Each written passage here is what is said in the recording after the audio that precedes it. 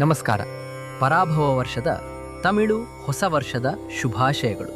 ಇತಿಹಾಸ ಸಂಶೋಧಕರು ಮುನ್ಷಟ್ ಮಹಾಶಿವನಾಡಿ ಜ್ಯೋತಿಷಿ ಆರ್ ಶಿವಸ್ವಾಮಿ ಮಾತನಾಡುತ್ತಿದ್ದೇನೆ.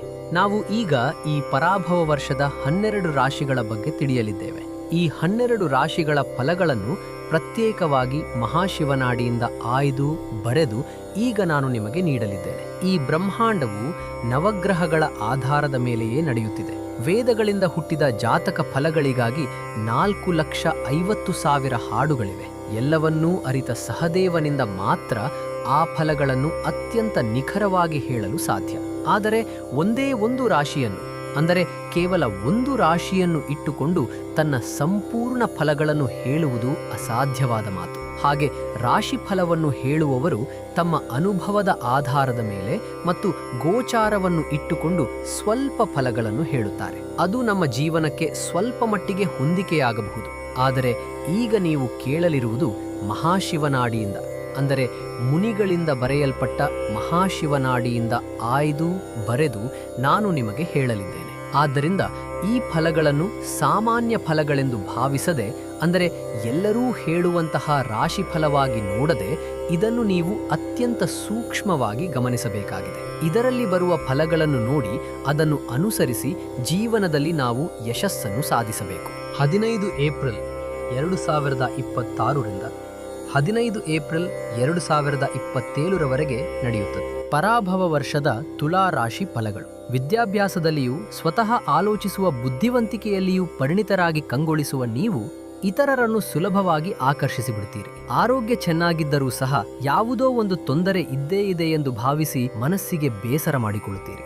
ದೈವಭಕ್ತಿಯಲ್ಲಿ ಶ್ರೇಷ್ಠರಾಗಿರುವ ನೀವು ಜನಸೇವೆಯೇ ಜನಾರ್ದನ ಸೇವೆ, ಮಾನವ ಸೇವೆಯೇ ಮಾಧವ ಸೇವೆ ಎಂಬ ಸತ್ಯವನ್ನು ಅರಿತವರು. ಪ್ರೀತಿಯೊಂದಿಗೆ ಬ್ರಾಹ್ಮಣರ ಸ್ನೇಹವು, ಸ್ಥಿರವಾದ ಮನೋಧೈರ್ಯವು ಹಾಗೂ ವ್ಯವಹಾರದಲ್ಲಿ ಕೊಟ್ಟು ತೆಗೆದುಕೊಳ್ಳುವುದರಲ್ಲಿ ಕೌಶಲ್ಯವುಳ್ಳವರಾಗಿಯೂ ಇರುತ್ತೀರಿ. ಸಂಬಂಧಿಕರಲ್ಲಿ ಪ್ರೀತಿ ಮತ್ತು ಸ್ನೇಹಿತರಲ್ಲಿ ಸ್ನೇಹವನ್ನು ತೋರಿಸುವ ಗುಣ ನಿಮಗೇ ಸಹಜವಾದುದು. ಸಂತೋಷದಲ್ಲಿ ಮುಳುಗಿದ್ದರೂ ಸಂತೋಷ ಸಾಲದಾಗಿದೆಯಲ್ಲ ಎಂದು ಹಂಬಲಿಸುತ್ತೀರಿ. ಶತ್ರುವನ್ನು ಗೆದ್ದು ಮೊಕದ್ದಮೆಯಲ್ಲಿ ಜಯಗಳಿಸಿ ಸಾಲಗಳನ್ನು ನಿಭಾಯಿಸಿ ಹೊಸ ಸಾಲಗಳನ್ನು ಪಡೆದು ಲಕ್ಷ್ಮೀ ಕಟಾಕ್ಷವನ್ನು ಪಡೆಯಲಿರುವ ನೀವು ಹೊಟ್ಟೆಯನ್ನು ಸ್ವಚ್ಛವಾಗಿಟ್ಟುಕೊಂಡು ಆರೋಗ್ಯವಾಗಿ ನೋಡಿಕೊಳ್ಳುವುದು ಮತ್ತು ದೈಹಿಕ ವ್ಯಾಯಾಮದಲ್ಲಿ ತೊಡಗಿಸಿಕೊಳ್ಳುವುದು ಒಳಿತನ್ನು ನೀಡುತ್ತದೆ. ದೂರದ ಪ್ರಯಾಣಗಳನ್ನು ಕೈಗೊಳ್ಳಲಿರುವ ನೀವು ಅವುಗಳನ್ನು ಯಶಸ್ವಿಯಾಗಿ ಬದಲಾಯಿಸಿಕೊಳ್ಳುತ್ತೀರಿ. ಉದ್ಯೋಗ ವ್ಯವಹಾರದ ನಿಮಿತ್ತ ಹೊರ ರಾಜ್ಯ, ವಿದೇಶ ಮುಂತಾದವುಗಳಲ್ಲಿ ಹೂಡಿಕೆ ಮಾಡುವುದು ವಿಶೇಷ ಲಾಭವನ್ನು ನೀಡುತ್ತದೆ. ನೀರು ಅಥವಾ ಆಹಾರಕ್ಕೆ ಸಂಬಂಧಿಸಿದಂತೆ ಇತರರಿಗೆ ಒಳಿತು ಮಾಡುವ ಸೇವೆಗಳಲ್ಲಿ ತೊಡಗಿಸಿಕೊಳ್ಳುವುದು ಒಳ್ಳೆಯದು. ಆಸ್ಪತ್ರೆ, ಶಾಲೆ ಹಾಗೂ ಧರ್ಮ ಕಾರ್ಯಗಳಿಗೆ ಸಂಬಂಧಿಸಿದ ಉದ್ಯೋಗಗಳು ಶ್ರೇಯಸ್ಸನ್ನು ತರುತ್ತವೆ. ಅದೃಷ್ಟವಶಾತ್ ಅಪಘಾತದಿಂದ ಪಾರಾಗಲಿರುವ ನೀವು ನಿರಂತರ ಪರಿಶ್ರಮದಿಂದಾಗಿ ನಿದ್ದೆಯಿಲ್ಲದೆ ತವಕಿಸುತ್ತೀರಿ. ಸ್ನೇಹಿತರು ಕೂಡ ಶತ್ರುಗಳಾಗಿ ಬದಲಾಗಬಹುದು. ಎಚ್ಚರಿಕೆ ಅಗತ್ಯ. ಕೀರ್ತಿ, ಕುಟುಂಬದಲ್ಲಿ ಸಂತೋಷ, ಆರ್ಥಿಕ ಪ್ರಗತಿ, ವಿದ್ಯಾಭ್ಯಾಸದಲ್ಲಿ ಉನ್ನತಿ ಸಿಗಲಿದೆ. ಹೊಸ ಮನೆ, ನಿವೇಶನ ಅಥವಾ ಭೂಮಿಯ ಮೇಲೆ ಹೂಡಿಕೆ ಮಾಡಬಹುದು. ಕಟ್ಟಡ ನಿರ್ಮಾಣ ಮತ್ತು ರಿಯಲ್ ಎಸ್ಟೇಟ್ ವ್ಯವಹಾರಗಳು ಉತ್ತಮ ಫಲ ನೀಡುತ್ತವೆ. ವಿಷ್ಣು ಪೂಜೆಯು ಯಶಸ್ಸನ್ನು ತರುತ್ತದೆ. ಓಂ ನಮೋ ನಾರಾಯಣಾಯ ಎಂಬ ಮಂತ್ರದ ಜಪ ಹಾಗೂ ಆಳ್ವಾರರಿಂದ ಕೊಂಡಾಡಲ್ಪಟ್ಟ ದಿವ್ಯ ದೇಶಗಳಿಗೆ, ಪವಿತ್ರ ವಿಷ್ಣು ಕ್ಷೇತ್ರಗಳಿಗೆ ಹೋಗಿ ಬರುವುದು ಮನಸ್ಸಿಗೆ ಶಾಂತಿ ಮತ್ತು ಯಶಸ್ಸನ್ನು ತಂದುಕೊಡುತ್ತದೆ.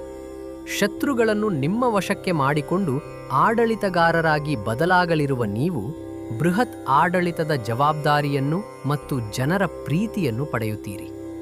ವಜ್ರದ ಉಂಗುರವನ್ನು ಧರಿಸುವ ಮೂಲಕ ನಿಮ್ಮ ಅದೃಷ್ಟವನ್ನು ಹೆಚ್ಚಿಸಿಕೊಳ್ಳಿ. ಪ್ರಕೃತಿಯ ಕೃಪೆಯನ್ನು ಪಡೆಯಲು ಅನೇಕ ಸ್ಥಳಗಳಲ್ಲಿ ಮತ್ತು ಸಾರ್ವಜನಿಕ ಉದ್ಯಾನವನಗಳಲ್ಲಿ ಮಹಿಳಾ ಮರಗಳನ್ನು ನೆಟ್ಟು ದೈವಾನುಗ್ರಹವನ್ನು ಪ್ರಾರ್ಥಿಸಿ.